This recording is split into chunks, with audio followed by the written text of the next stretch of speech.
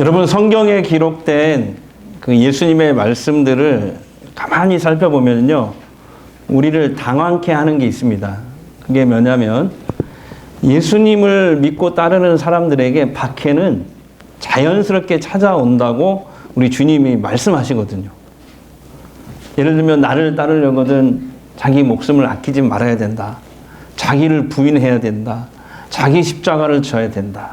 이 길은 넓고 편한 길이 아니야. 좁고 험한 길이야. 이렇게 말씀하시거든요. 자, 오늘 팔복의 마지막 8번째 복도 마찬가지입니다. 10절을 한번 보겠습니다. 의를 위하여 박해를 받는 자는 복이 있나니 천국이 그들의 것입니다. 한 번 더요. 의를 위하여 박해를 받는 자는 복이 있나니 천국이 그들의 것임이라. 자, 여기에서 의를 위하여 박해를 받는다라는 것이 무슨 말이냐? 바로 뒤에 11절에 예수님이 구체적으로 설명해 주셨어요. 11절 보시면은 이렇게 나와 있어요. 나로 말미암아. 이렇게 되어 있거든요. 여기서 나는 누구예요? 예수님입니다. 그러니까 의를 위하여 박해를 받는다는 말은 예수님 때문에 박해를 받는다는 뜻입니다. 자, 그런데 예수님은 오늘 말씀에 보면은 감옥에 끌려가거나 순교하는 것만 박해라고 말씀하지 않으셨어요. 예수님 때문에 욕을 먹거나 모욕을 당하는 것도 박해라고 지금 말씀하시거든요. 그런데 여러분, 예수 믿을 때 고난, 핍박, 십자가가 자연스럽게 이렇게 따라온다면 이런 말을 듣고서 과연 누가 예수 믿을까? 예수 믿고 따를 사람이 인간적으로 생각할 때 얼마나 될까? 이런 생각이 듭니다. 아니, 그러잖아요. 우리는 예수 믿으면 축복받는다, 뭐 병이 낫는다, 소원 성취한다, 입신양면한다, 이런 얘기를 해도 믿을까 말까 하는데 예수 믿으면 고난받고 십자가를 져야 되고 박해를 받을 수가 있다. 그게 따라온다. 이렇게 얘기하시면 인간적으로 볼 때 누가 예수를 믿겠냐 이 말이죠. 그럼에도 불구하고 우리 예수님은 예수를 믿고 따르는 일에는 박해가 따라온다고 항상 전제를 하고 말씀하시거든요. 그러니까 우리 주님은 사람들의 눈치를 보면서 하나님의 진리를 이렇게 막 적당하게 포장해서 그렇게 말씀하지 않으셨다는 거죠. 있는 그대로 말씀하시고. 오늘날 우리 크리스찬들에게 예수님을 믿고 따르기 때문에 겪는 여러 가지 크고 작은 박해가 실제로 있습니다. 근데 이 박해는 하나님과 복음을 거부하는 공산주의 독재국가, 북한과 같은 이런 공산주의 독재국가나 이슬람 국가에서만 일어나는 일이 아니에요. 자유민주 국가에서도 얼마든지 일어나고 있습니다. 가정에서도 일어나고 있잖아요. 직장에서도 일어납니다. 근데 왜 예수 믿으면 박해가 찾아오는 걸까요? 그것은 그리스도인이 예수님의 가치관을 따라 살 때 세상적인 가치관과 충돌하기 때문에 그렇습니다. 자, 예수님 말씀을 한번 보겠습니다. 요한복음 15장 19절 시작. 너희는 세상에 속한 자가 아니요 도리어 내가 너희를 세상에서 택하였기 때문에 세상이 너를 미워하느니라. 우리가 예수 믿고 하나님의 자녀가 됐다는 이거 하나만으로 우리는 핍박을 받는다는 거예요. 그러니까 영적으로 보면 기독교가 세상의 그 어떤 종교에서도 줄 수 없는 이 구원과 진리를 말하고 있기 때문에 이 사탄과 귀신들, 악한 영들이 수단과 방법을 가리지 않고 뿌리를 뽑으려고 하는 겁니다. 우리가 사는 이 세상에는 하나님을 믿는 사람보다 믿지 않는 사람들이 더 많아요. 아까도 기도하셨지만 지금 1000만이 아니고 더 줄어들어가지고 한 800만 정도 됩니다. 믿는 사람들, 우리나라에. 한 5,000명 되는데 800만. 그러니까 길거리에 돌아다니는 사람 10명에 8명은 안 믿는 사람들이에요. 2명이 겨우 믿을까 말까 하는 이런 상황입니다. 10년 후에는 이게 더 줄어들어서 한 400만으로 준다고 이렇게 굉장히 지금 심각하게 전망을 하고 있어요. 어쨌든 세상의 주도권은 대개 하나님을 믿지 않는 사람들의 손에 놓여 있잖아요. 돈이 큰 소리 칩니다. 폭력이 이겨요. 명예와 권세와 권력이 세상을 쥐고 흔들고 있습니다. 세상은 하나님과 복음을 거부하고 있어요. 그러나 우리는 이런 세상 속에 살면서도 생사복을 주관하시는 분은 오직 하나님이시다. 이 세상 주관자는 하나님이시다라고 우리는 믿잖아요. 또 하나님께서 주신 그 말씀과 기준대로 살아가려고 몸부림칩니다. 그게 성화잖아요. 근데 그러다 보면 세상의 가치관과 하나님 나라의 가치관이 서로 충돌할 수밖에 없는 것이죠. 세상 곳곳에서. 근데 그 충돌의 결과는 결국 그리스도인들에게 크고 작은 박해로 나타나고 있는 것입니다. 자, 예를 들면 지금 오늘부터 추석 연휴가 시작되었는데요. 어떤 성도들은 말씀을 안 하시지만 명절의 제사 문제로 괴로움을 경험하기도 합니다. 조상들에게 제사를 드리지 않는다고 믿지 않는 가족이나 친척들에게 비난을 받거나 아니면 눈총을 받아요. 근데요, 사실 제사를 연구해 보면 제사가 뭐냐면 유교에서 조상 귀신에게 드리는 의식이에요. 정령 숭배 사상입니다. 정령 숭배 사상이 뭐냐면 모든 것에 다 신이 들어있다는 거예요. 이 벽에도 신이 있다는 거예요. 부엌에도 신이 있고, 이게 정령 숭배 사상인데, 이 무교에서도 있고 불교에서도 있는데 또 유교에서도 이게 있습니다. 모든 것이 다 신이 들어있다는 거죠. 그래서 사람이 죽으면은 귀신이 된다, 떠돈다, 조상에 대해서. 조상 귀신. 그 조상에게 이제 제사를 드리는 건데, 제사 드리는 목적이 세 가지예요. 보, 기, 벽. 자, 보는 뭐냐면 나를 태어나게 해주시고 지금까지 살게 해주신 부모에 대한 은혜에 보답하기 위해서 제사를 드린대요. 그 다음에 기는 뭐냐면 그 조상 귀신에게 복을 기원하기 위해서 제사를 지냅니다. 벽은 뭐냐면 재앙을 면하기 위해서 제사를 드려요. 근데요, 성경에 보면 사람이 죽으면 귀신이 되지 않는데요.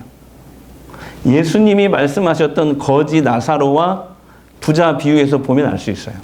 사람이 죽으면 어떻게 되면 곧바로 그 영혼은 쉽게 말해서 천국이나 지옥으로 가게 돼요. 더 정확히 얘기하면 음부와 낙원으로 가게 되는데 그냥 쉽게 천국과 지옥으로 가게 된다, 이렇게 얘기할 수 있어요.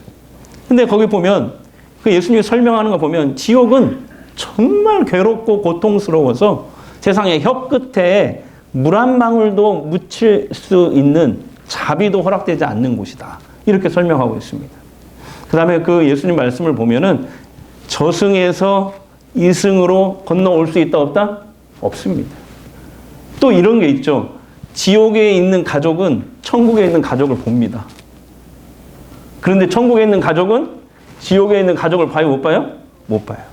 그렇게 나오잖아요. 그 거지 나사로와 그 부자 비유에서.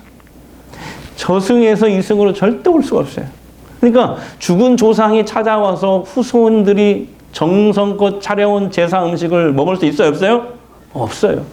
더더욱 죽은 조상이 복을 주거나 재앙을 막아줄 수도 없어요. 여러분, 우리에게 복을 주실 수 있는 분은 오직 하나님 한 분뿐이십니다. 생사복을 주관하신 분은 우리 하나님이세요. 할렐루야. 따라서 여러분, 조상 귀신을 부르고 달래는 굿이라든지 제사를 기독교 신앙에서는 도무지 받아들일 수 없는 거예요. 그것은 오히려 레위기 말씀에 보면 하나님의 저주를 부르는 행위라고 성경에 기록되고 있어요. 굿이라든지 점이라든지 뭐라고 강신술이라든지 있잖아요. 빙이 되는 거, 그 다음에 제사, 이런 것들이 전부 다 우상에게 제사 드리는 건 전부 다 이건 하나님의 저주를 부르는 일이다, 이렇게 말씀하고 있거든요. 그래서 여러분, 우리는 성경대로 기독교는 효의 종교입니다. 그래서 부모가 살아계실 때 잘해드리고 효도해야 됩니다. 예. 살아계실 때는 불효하다가 돌아가신 이후에 잘해야지. 그래서 부모를 위해서 정성껏 아무리 제사 음식을 잘 차려도 그거 와서 먹을 수 있어요, 없어요? 없어요. 귀신들한테 속고 있는 거예요, 지금. 근데요, 그러나 여러분, 우리는 선교적 차원에서 믿지 않는 가족들과 제사 문제로 대립해서는 된다, 안 된다? 안 됩니다. 제사에 참여해서 조상 귀신에게 절을 하고 경배할 수는 없지만은, 그러나 이렇게 할 수는 있어요. 제사 음식을 만드는 일에는 적극 참여해야 됩니다. 예. 저희 가족이 그랬거든요. 저희 어머니가 혼자 저 어렸을 때 우리 집이 어떤 집은 뼈대가 좀 있어요. 그래서 밀양 박씨 귀정공파 42대 손 거기에 장손 며느리 들어온 거 혼자 예수 믿고 다 안 믿고 막 우상 숭배하고 막 구타고 이런 집안이었거든. 예. 할아버지가 이렇게 한자 써가지고 병에다 넣으면 그 병이 막 뛰고 막 그 귀신을 섬기는 이런 집안에 왔어요. 그래서 혼자서 그 제사를 몇 번 드렸냐면 1년에 16번. 그러니까 한 달에 2번 할 때도 있어요. 제가 기억을 하거든요. 그래도 그 음식을 정성껏 차려요. 절은 안 하지만. 그리고 기도하는 거예요. 그 앞에서. 속으로. 이 가족들이 다 예수 믿게 해달라고. 근데 그 기도가 20년 만에 다 이루어졌어요. 목사가 몇 명 나왔고, 사모가 몇 명 나왔고, 장로가 몇 명 나왔고, 다 예수 믿고. 그 귀신을 불렀던 그 할아버지도 결국에 예수 믿고 돌아가셨어요. 할렐루야. 예. 그러니까 제사 음식을 만드는 일에, 그 굳은 일에는 적극적으로 참여해야 된다, 안 해야 된다? 참여해야 된다. 귀신에게 바쳐진 음식이니까 나는 먹기 싫어. 그러지 마시고 제사 후에 가족들과 함께 즐겁게 식사해야 돼요. 왜냐하면 추석이 그런 날이잖아요. 화목 가족. 사도 바울은 고린도 교인에게 보낸 편지에서 보면은 이렇게 얘기하고 있어요.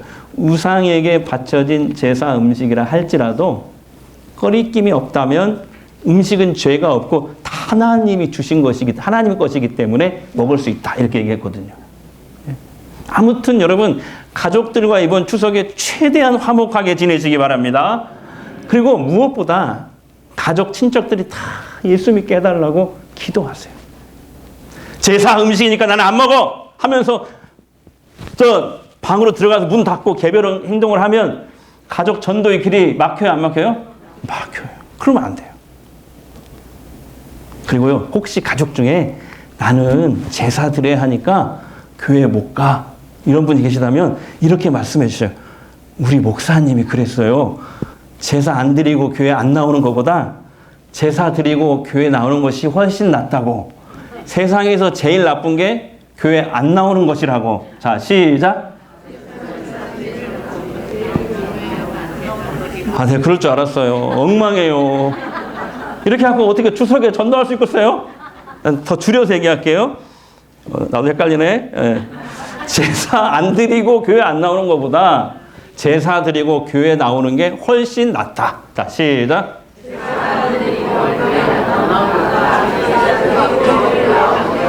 그러니까 교회는 일단 나와야 돼, 안 나와야 돼요? 세상에서 제일 나쁜 게 뭐예요? 교회 안 다니는 거예요. 교회 안 다니는 거. 구원의 기회도 없잖아요. 어쨌든. 일단은 나와야 돼. 제사 드려도 좋으니까. 그렇게 얘기해 주세요. 우리 목사님 그랬다고. 제사 문제뿐만 아니죠. 예수님 때문에 겪는 박해는 언제 어디서든 찾아옵니다. 교회 가는 것을 비난합니다. 성경 읽는 것을 비웃습니다. 뭐 하나님이 밥 먹여주냐? 목사님이 네 애인이냐? 하면서 막 비웃습니다. 어린 아이들은 교회 못 가도록 그렇게 막아버리고 성경과 찬송가를 뺏어버려요. 그리고 또 이런 거잖아요. 흔히 듣는 말이 이거예요. 가정에 불행이 생기면은 그 모든 원인을 그 가족 중에 있는 예수쟁이한테 돌립니다. 조상을 모시지 않아서 그렇다고. 자녀를 위협하는 부모가 있어요. 그래서 믿음 때문에 경제적 손해를 입기도 합니다. 친척과의 관계에서 머리를 숙이고 어쩔 수 없이 희생해야 될 때도 있어요. 하고 싶은 말도 꽉 참고 예수님 때문에 꼭 참아야 하는 경우도 많아요. 근데 분명한 건 있습니다. 적당히 타협하면서 신앙생활을 하면 박해를 받을 이유가 없어요. 박해받지 않습니다. 하지만 진실한 그리스도인의 삶을 살고자 한다면 반드시 크고 작은 박해를 받게 돼 있다는 거예요. 그게 오늘 예수님의 말씀입니다. 자, 그런데 여러분, 만약 우리가 예수를 믿고 주의 말씀을 쫓아 살아갈 때 우리의 인생이 그냥 박해로 끝난다면 우리가 예수 믿을 이유가 정말 없죠. 그러나 오늘 말씀 보면 우리 하나님은 예수님 때문에 박해를 받는 성도들에게 최고의 상과 복을 약속하셨습니다. 자, 10절, 12절 보겠습니다. 시작.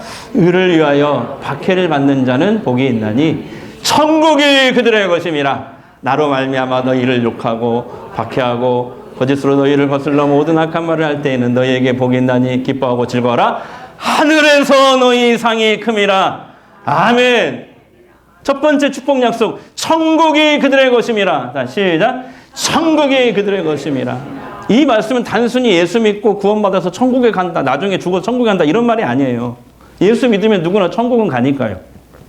이 말은 무슨 말이냐, 어떤 축복이냐면 사는 동안에도 천국을 경험하며 산다, 이런 뜻이에요. 그러니까 살면서 하나님의 임재를 체험합니다. 하나님의 동행하심을 체험해요. 하나님의 인도하심을 체험합니다. 하나님의 공급하심을 체험하는 거예요. 그것을 예수님이 천국이 그들의 것입니다, 이렇게 얘기하시는 거예요. 두 번째 축복의 약속이 뭐예요? 하늘에서 너희 상이 큼이라. 다 같이요. 하늘에서 너희 상이 큼이라. 이건 나중에 우리가 죽어서 천국에 들어가게 되면 들어가는 순간 시상식이 열린다는 거예요. 할렐루야. 근데 그 상이, 받을 상이 크다는 거예요. 예. 그러니까 예수님을 진정으로 믿고 따르는 사람들이 핍박을, 박해를 견딜 수 있는 것은 바로 이 천국 때문에 그렇습니다. 만약 예수님 때문에 박해를 받는 사람들이 천국과 아무런 관련이 없다면 그 누구보다도 억울하고 불쌍한 사람이 바로 우리들일 겁니다. 마크 칼리라는 유명한 기독교 역사학자가 있어요. 이 사람이 평생 연구한 게 뭐냐면 기독교 2000년 역사 동안에 순교자들을 연구했대요. 핍박받은 사람들. 그러면서 그가 내린 결론이 이거였어요. 순교자들은 죽음의 순간까지 하나님의 동행하심과 임재를 즐기는 사람들이었다. 순교자들은 죽음의 순간까지 하나님의 동행과 임재를 즐기는 사람이었다. 이게, 자, 그런데 하늘에서 받을 상이 뭘까요? 그게 요한계시록에 나옵니다. 요한계시록 2장 10절입니다. 다 같이요. 너는 장차 받을 고난을 두려워하지 말라. 내가 죽도록 충성하라. 그리하면 뭘 준다고요? 내가 생명의 관. 근데 이게 옛날 성경에는 뭐라고 나왔냐면 생명의 면류관을 내게 주리라. 그래요. 생명의 면류관. 그게 뭔지 지금은 정확하게 알 수 없어요. 근데 분명한 게 있죠. 예수님 때문에 받는 박해를 모두 보상하고도 남는 크고 놀라운 상이 약속되어 있다는 것입니다. 자, 정리하면 예수님 때문에 핍박받는 사람이 복이 있다라고 말씀하신 이유는 그들이 현재의 천국을 경험하게 되고 나중에 천국에 들어가게 되면 상이 크기 때문입니다. 할렐루야. 여러분, 생명의 면류관은요, 그저 편안하게 예수 믿다가 천국 가는 사람에게 약속된 것이 아닙니다. 예수님 때문에, 오늘 주님 말씀처럼 예수님 때문에 박해당하고 주님을 위해서 참고 모든 걸 인내하고 희생한 사람들에게 하나님께서 특별히 약속하신 복이에요. 제가 이중표 목사님 지금 전집을 사가지고 읽고 있거든요. 거기 우리 교단에 이제 총회장을 지내셨던 분이잖아요. 제가 지난번에도 얘기했죠. 제가 신학생 때 대전 위로는 이중표 목사님, 그리고 대전 밑으로는 양태원 목사님 가장 이렇게 흠모했다고 제가 얘기를 했죠. 이중표 목사님이 쓰신 책에 나와요. 목사님이 이 책인데요. 목사님이 시골에서 목회할 때 죄송합니다. 가시교인이 하나 있었대요. 가시교인이 뭔지 아세요? 가시교인. 목사님을 가시처럼 막 찌르는 연세든 교인이 한 분 계셨대요. 그래서 목사님이 그 가시교인을 뽑아내려고 기도를 하기 시작했대요. 주님, 그 가시교인 때문에 제가 목회를 못하겠습니다. 설교 가지고도 트집을 잡고 매사에 찌르니 아파서 목회가 안 됩니다. 지금까지 수많은 목사들이 찔려서 견디지 못하고 교회를 떠났습니다. 저도 마찬가지입니다. 저 묵은 가시를 다른 데로 보내주시옵소서. 근데 그때 하나님의 기도하다 큰 음성이 들려오더래요. 종아, 갈 데가 없다. 그 가시를 누가 받아주겠느냐? 그냥 거기 있는 게 좋다. 그래요? 그러면 주님, 그 가시를 천당으로 일찍 데려가 주시옵소서. 그랬더니 아직 때가 안 됐다 하시더래요. 오 주님, 죄송합니다. 그러면 그 가시를 꺾어 주시옵소서. 그 못된 버릇을 고쳐 주시옵소서. 그리고 간절히 기도를 했대요, 목사님. 잠시 후에 하나님의 또 큰 음성이 들려오더래요.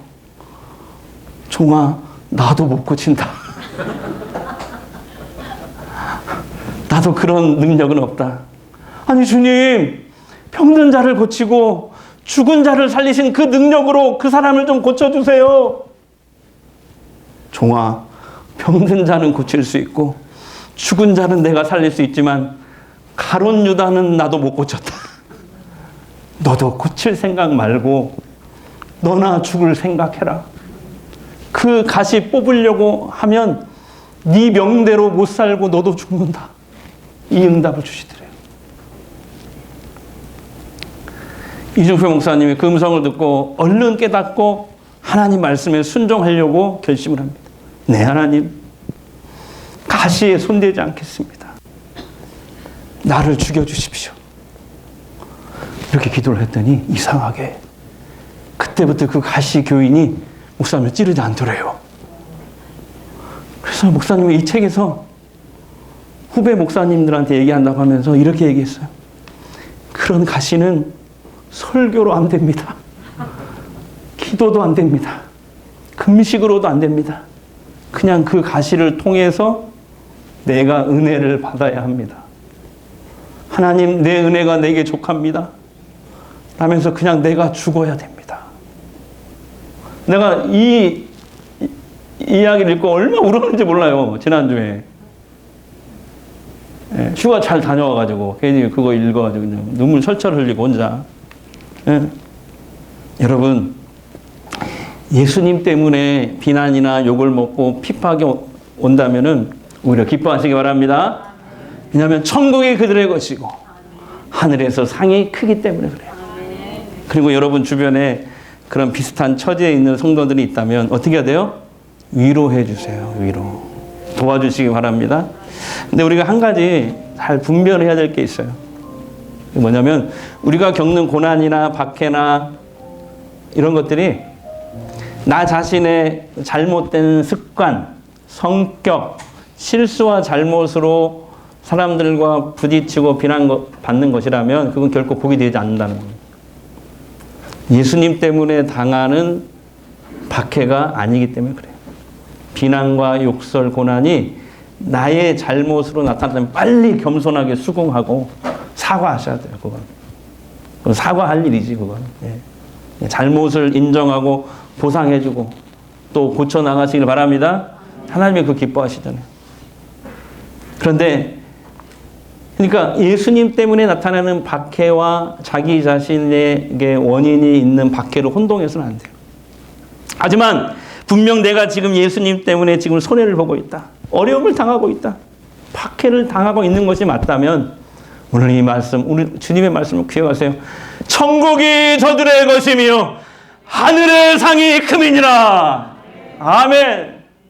사랑하는 성도 여러분, 우리 예수 잘 믿읍시다. 우리 옆 사람에게 예수 잘 믿어야 됩니다. 네. 하나님의 뜻과 그 말씀을 쫓아서 바르게 살려고 우리 애써야 돼요. 그죠? 우리 성광교회는 그렇게 살아가십시다. 예, 만약에 예수님 때문에 그러다가 그렇게 살다가 예수님 때문에 내 주변 사람들로부터 크고 작은 박해를 받더라도 천국 그리고 주실 상을 바라보면서 승리하는 저와 여러분 되시기를 주의 이름으로 축원합니다. 8주간의 예수님의 팔복 설교 끝. 이제 내가 살아도 주 위에 살고 이제 내가 죽어도 이제 내가 죽어 주의 죽네 주의 죽 하늘 영광 보여주며 하늘 영광 보여 주며 나로라 하네.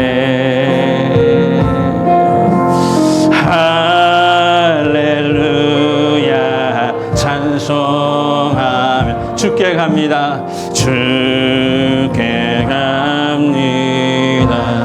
그러므로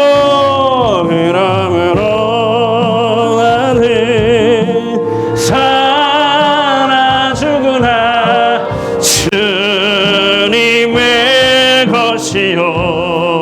아멘. 사나 죽으나 사나 죽으나 사나 죽으나 날 위해 피 흘린 내 주님의 것이요 내 주님의.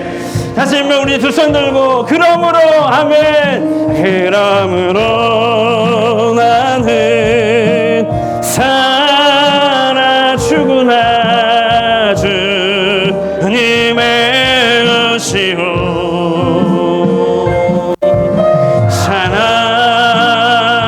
사나 죽으나 사나 죽으나 날 위해 피 흘린 내 주님의 것이요 내 주님의 것이요. 이 시간 한번 우리 잠깐 기도하겠습니다. 적당히 세상과 타협하며 신앙생활하면 박해를 받을 필요가 없습니다. 하지만 하나님이 인정하시는 믿음으로 주의 말씀을 쫓아 살려고 몸부림치는 진실한 그리스도인의 삶을 살고자 한다면 반드시 박해가 찾아오게 돼 있어요. 내가 지금 예수님 때문에 박해를 받고 있다. 그것이 크든지 작든지 그건 내가 지금 하나님께 속해 있다는 증거입니다.